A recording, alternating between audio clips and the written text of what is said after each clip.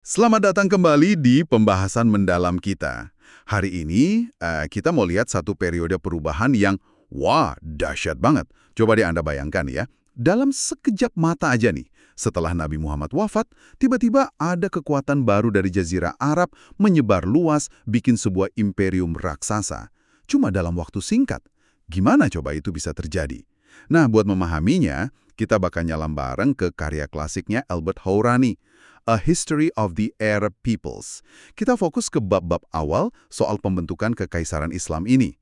Jadi, misi kita hari ini ya mengurai gimana imperium ini lahir, tantangan-tantangan awal yang membentuknya, terus dinamika kekuasaan yang muncul di masa-masa awal itu. Oke, yuk kita bedah bareng sumber ini. Tentu, penting banget nih buat diingat. Periode ini tuh bukan cuma soal penaklukan militer aja ya. Ini masa pergolakan besar, landscape politik, sosial, bahkan ideologi di Timur Tengah dan sekitarnya itu berubah total. Analisis Haurani ini bagus banget karena bantu kita lihat kompleksitas di balik cerita ekspansi yang kayaknya cepet banget itu. Jadi nggak cuma soal menang perang aja. Oke, mari kita mulai dari titik yang paling krusial ya. Wafatnya Nabi Muhammad tahun 632 Masehi. Itu kan pasti ada masa-masa apa ya? Nggak pasti itu. Gimana caranya komunitas muslim awal, yang waktu itu kan masih di Arabia aja, nentuin pemimpin selanjutnya? Dan yang lebih hebat lagi, kok bisa mereka langsung setelah itu benar-benar langsung ngelancarin ekspansi militer gede-gedean lawan dua kekuatan super waktu itu, Bizantium sama Persia Sasanian? Nah, Anda langsung ke intinya nih. Emang bener ada momen genting banget pasca wafatnya Nabi soal suksesi. Aurani ngejelasin gimana proses pemilihan khalifah pertama, Abu Bakar, itu ada perdebatannya juga. Ini jadi preseden penting lah ya, meskipun kita tahu juga isu legitimasi kepemimpinan ini kan jadi sumber perdebatan, bahkan konflik di masa-masa setelahnya. Terus soal penaklukan cepat itu, Aurani nunjukin ada beberapa faktor kunci, dan ini saling terkait. Yang pertama, dan ini krusial banget, kondisi dua imperium raksasa itu sendiri.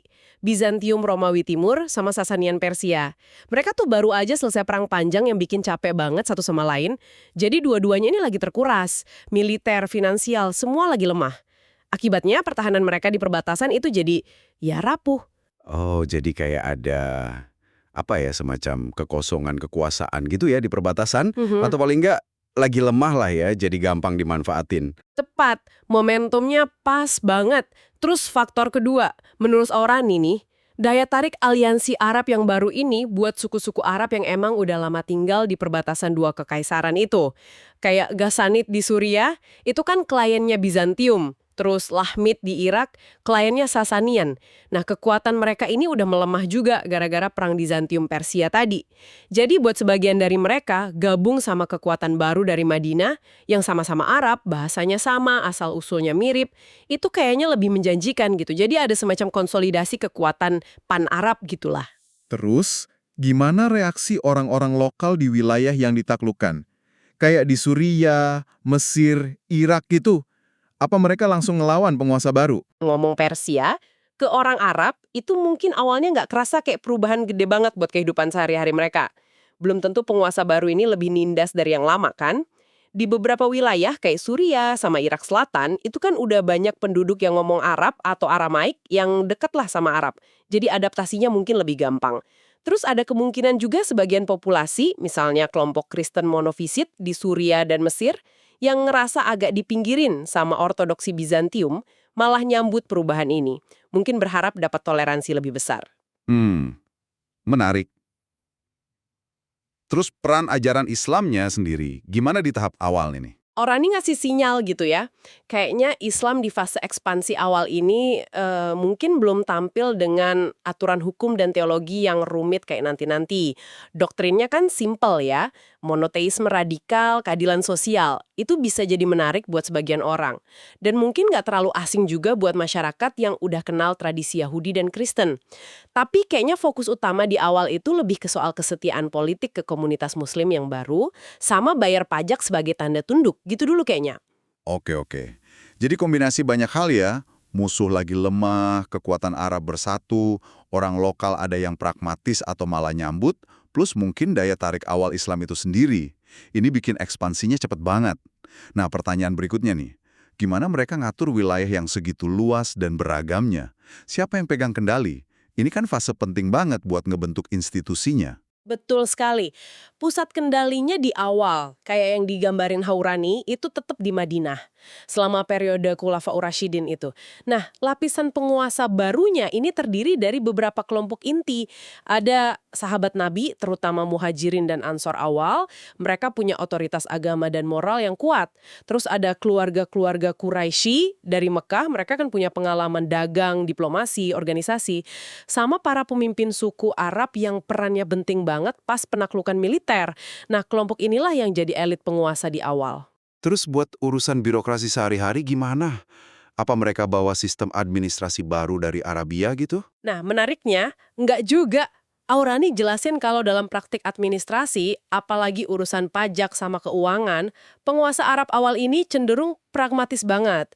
Mereka banyak mertahanin struktur sama pegawai administrasi yang udah ada dari zaman Bizantium dan Sasanian.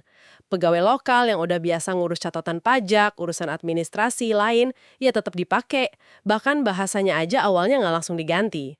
Bahasa Yunani tetap dipakai di wilayah barat bekas Bizantium, terus bahasa Pahlavi, itu bahasa Persia pertengahan zaman Sasanian, tetap dipakai di timur. Ini nunjukin kalau fokus awal itu lebih ke stabilitas sama kelancaran penerimaan pajak aja, belum kepikiran buat ngerombak total. Wah, itu strategi adaptif yang cerdas juga ya. Manfaatin infrastruktur yang udah ada daripada repot-repot bangun ulang dari nol pas lagi sibuk-sibuknya ekspansi.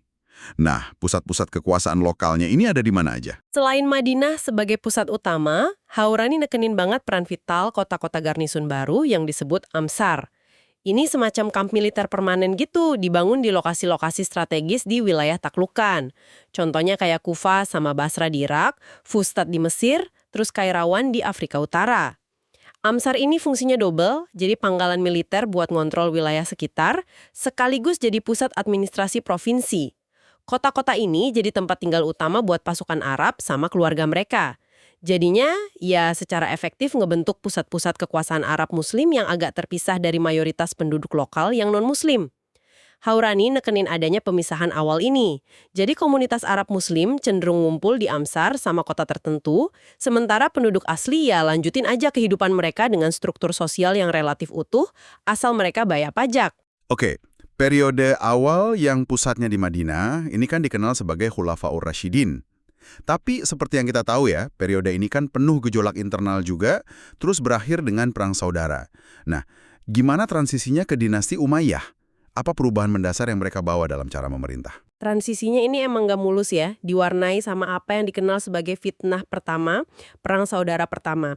Haurani ngerinciin tuh gimana perselisihan soal kebijakan Khalifah Utsman, terutama soal bagi-bagi kekayaan sama ngangkat kerabatnya jadi pejabat penting, itu bikin banyak yang gak puas. Puncaknya ya pembunuhan Utsman. Terus diikuti perseteruan antara Khalifah Ali sama Muawiyah, gubernur Suriah, yang juga kerabatnya Utsman. Ada pertempuran Siffin antara pasukan mereka, terus proses arbitrase atau tahkim yang kontroversial setelahnya, dan akhirnya pembunuhan Ali tahun 661 Masehi. Nah, ini semua ngebuka jalan buat Muawiyah buat ngonsolidasiin kekuasaan. Dan naiknya Muawiyah ini yang jadi tanda dimulainya dinasti Umayyah gitu ya? Betul. Naiknya Muawiyah jadi khalifah tahun 661 itu sering dianggap titik balik penting. Pusat kekuasaan pindah secara definitif. Dari Madinah yang religius dan Basra Kufah yang sering bergejolak, pindah ke Damaskus di Suriah. Itu kan basis kekuatan militer dan politiknya Muawiyah udah bertahun-tahun. Pemerintahan Umayyah, kayak yang dianalisis Haurani, bawa ciri-ciri baru.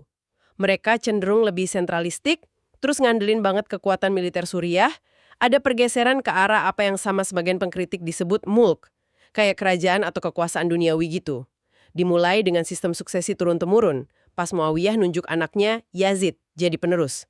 Ini kan beda banget sama sistem pemilihan atau musyawarah yang ya paling nggak secara ideal, jadi ciri era Khulafaur Rasyidin. Terus apa ada upaya buat ngubah identitas kekaisaran juga? Tadi kan Anda bilang administrasi awal itu pragmatis banget. Iya, nah di bawah Umayyah, terutama pas zaman Khalifah Abdur Malik, itu sekitar akhir abad ke-7, mulai ada upaya yang lebih sistematis buat melakukan Arabisasi sama Islamisasi administrasi. Ini langkah penting buat ngebangun identitas kekaisaran yang lebih nyatu. Bahasa Arab secara resmi gantiin Yunani sama Pahlawi jadi bahasa administrasi di seluruh kekaisaran. Koin-koin baru dicetak, pakai tulisan Arab sama simbol-simbol Islam, gantiin koin Bizantium dan Sasanian yang gayanya niru sebelumnya.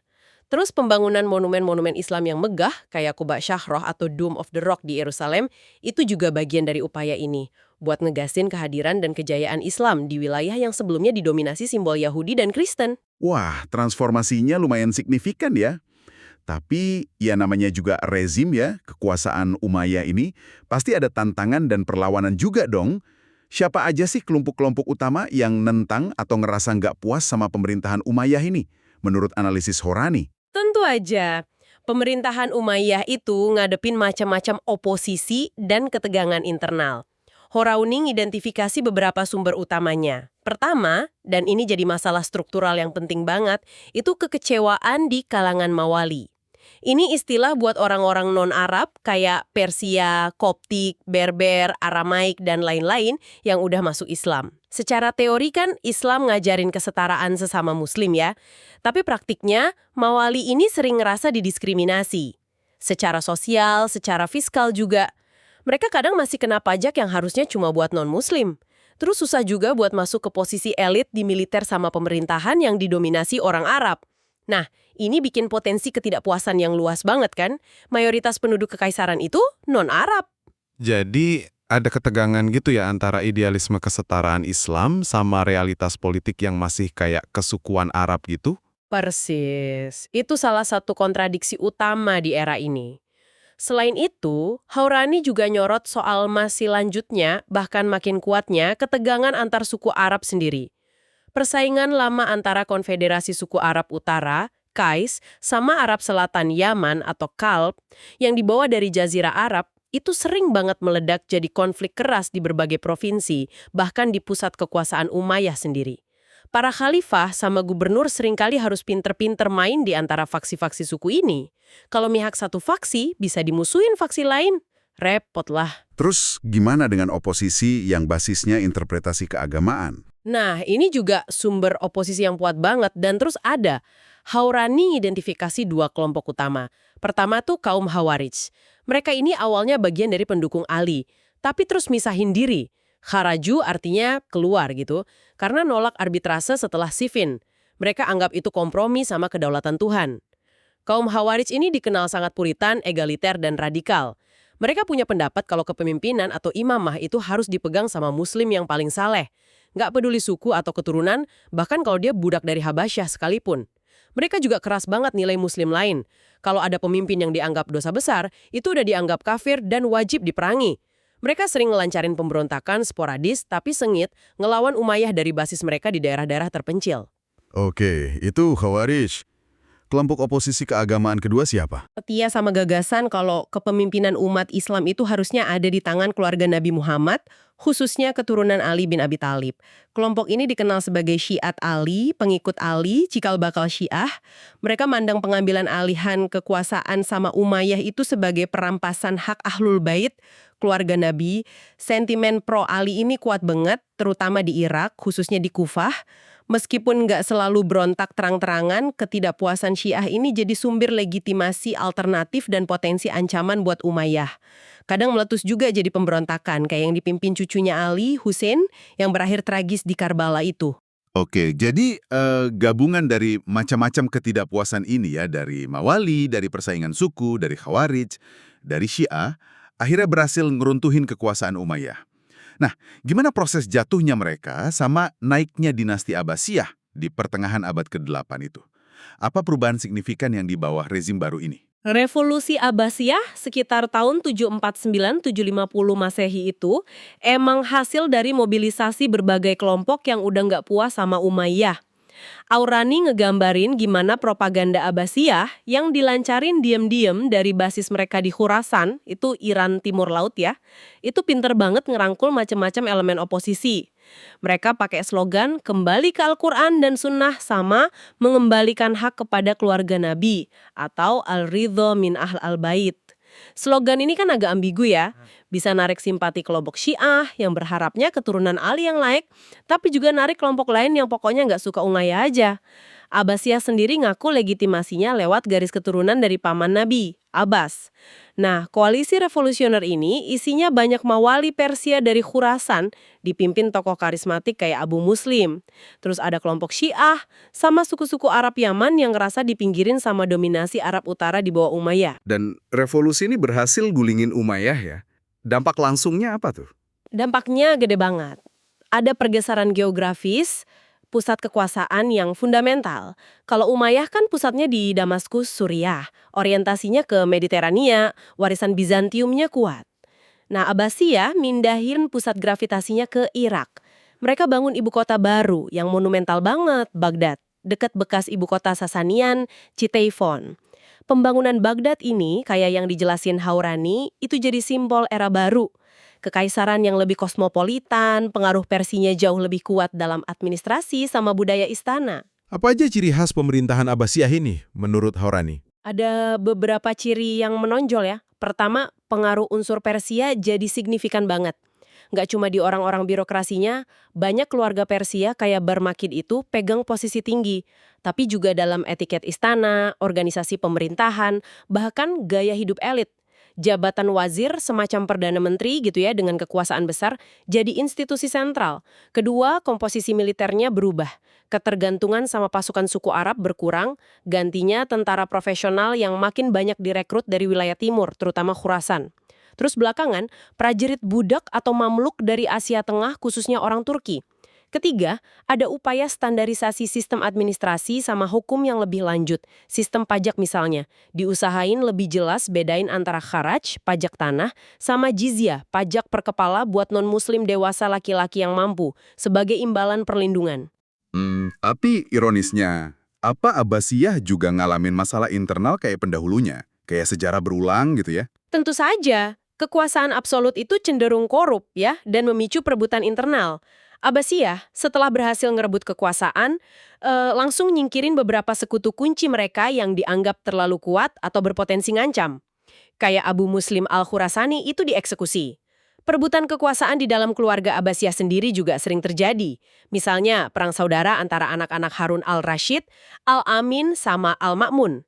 Jadi ya pola konflik internal ini terus berlanjut. Dan tema sentralisasi yang diikuti fragmentasi ini kayaknya jadi pola yang berulang terus ya dalam sejarah kekaisaran ini. Kekaisaran Abbasiyah yang awalnya megah banget, itu akhirnya nggak mampu juga mertahanin kontrol penuh atas wilayahnya yang luas.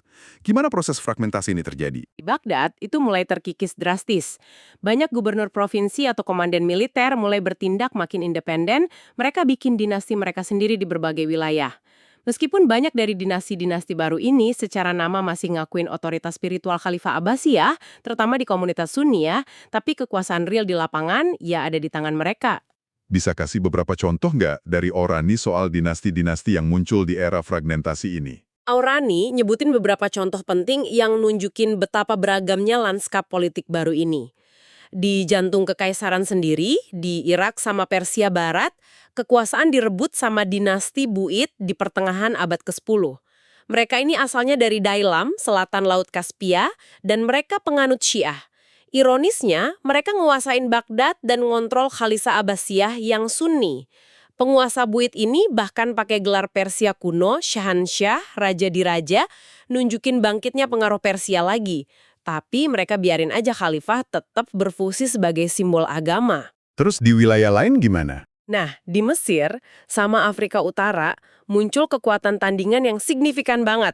Dinasti Fatimiyah. Mereka ini penganut Syiah Ismailiyah dan ngaku sebagai keturunan Fatimah, putri Nabi, lewat garis Ismail. Mereka nggak cuma bikin dinasti kuat, tapi juga memproklamirkan kekhalifahan mereka sendiri di awal abad ke-10. Jadi nyaingin langsung legitimasinya Abbasiyah. Fatimiyah naklukin Mesir tahun 969 M, bangun kota Kairo jadi ibu kota baru mereka, dan bangun imperium yang luas dari Afrika Utara sampai sebagian Suriah. Jadi pusat kebudayaan sama perdagangan yang makmur banget. Dan di ujung barat dunia Islam, di Spanyol. Nah, di Al-Andalus Spanyol Muslim, cabang dinasti Umayyah yang berhasil kabur dari pembantaian Abbasiyah itu kan udah bikin emirat yang kuat sejak abad ke-8. Pas abad ke-10, sebagai reaksi atas klaim kekhalifahan Fatimiyah sama melemahnya Abbasiyah, penguasa Umayyah di Cordoba Abd al-Rahman III ikutan juga memproklamirkan diri sebagai khalifah.